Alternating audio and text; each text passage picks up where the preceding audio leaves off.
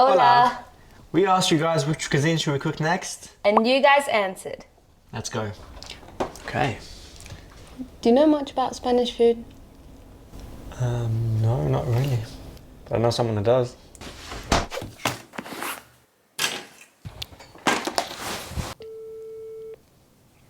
Hola papá, ¿qué tal? Bien, ¿y tú? Quiero preguntarte qué son unas comidas tradicionales de España. El desayuno, bueno, aquí lo típico es tomar tostada con aceite y tomate. Incluso la gente en su casa o en los bares se toma eso, o churros.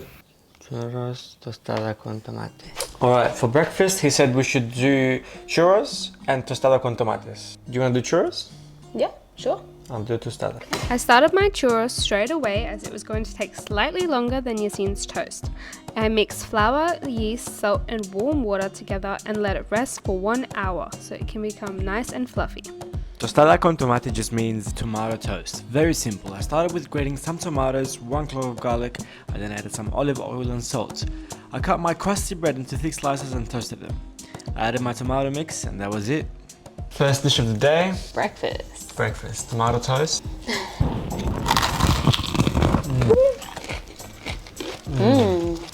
It's so good. Yum. It's so simple, very light, very fresh. A hint of garlic, crunchy bread, just perfect. How long are your churros? They're pretty much almost ready. Yeah? Mm-hmm. Okay. The churros were almost done, so I started making the chocolate to go with it. I brought some milk, cornstarch and sugar to a boil and then whisked in the chocolate to give it a smooth consistency.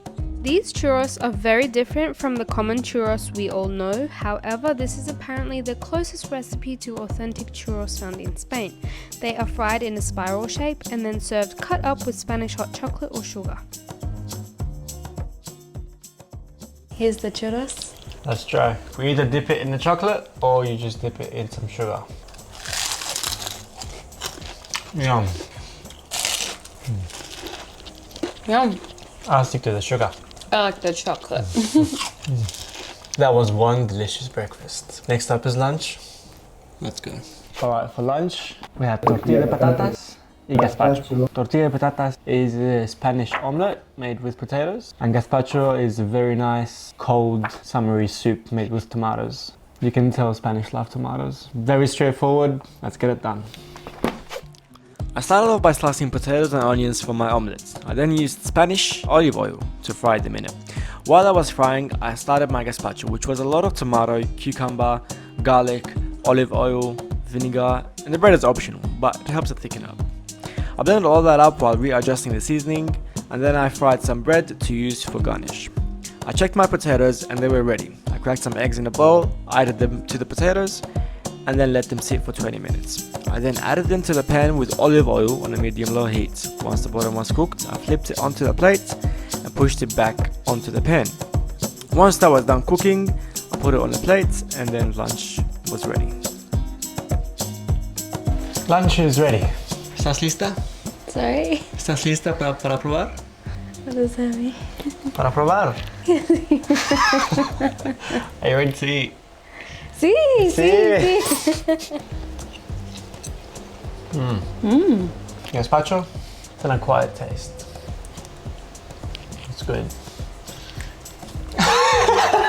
The fact that it's cold is kind of confusing So me. light, refreshing, and Well, delicious. the bread is good. Lunch is done. Next up, doing seafood paella. Fingers crossed. I'm not gonna lie, I was pretty nervous making this paella because I know how passionate and specific Spanish people are about this.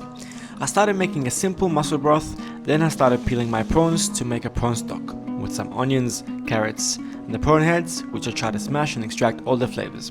I then added the water and let it cook in the background. My idea of this was to try and build layers of flavors, so I started my first layer by searing off the prawns. I also charred some capsicums for garnish. I also mixed the saffron with the hot stock to extract all the flavors. Back to the pan, I fried some grated garlic and then added smoked paprika.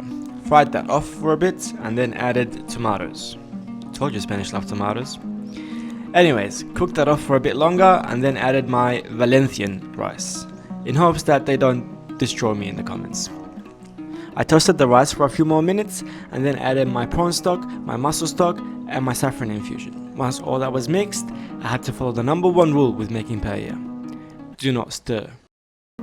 Once all the liquid was absorbed, I added the toppings and wrapped it in foil for a few more minutes, and it was ready. ¿Estás lista? See? Sí. Wow. Alright. That looks amazing. Shall we? Mmm. Mmm. Mmm. Oh my god. That was really yummy, Yasim. So good. Buen hecho. Gracias. All right.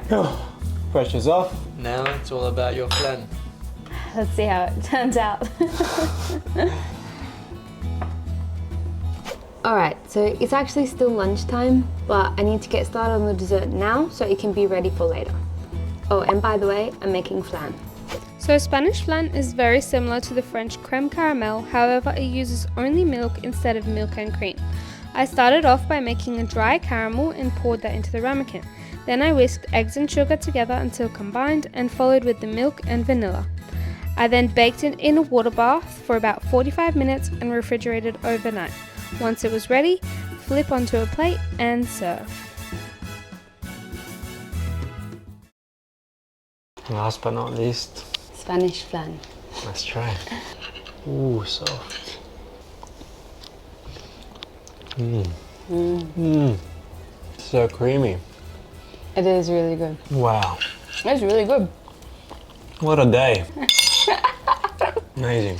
Let us know which cuisine should we cook next in the comments below. And make sure to subscribe to see what's coming next.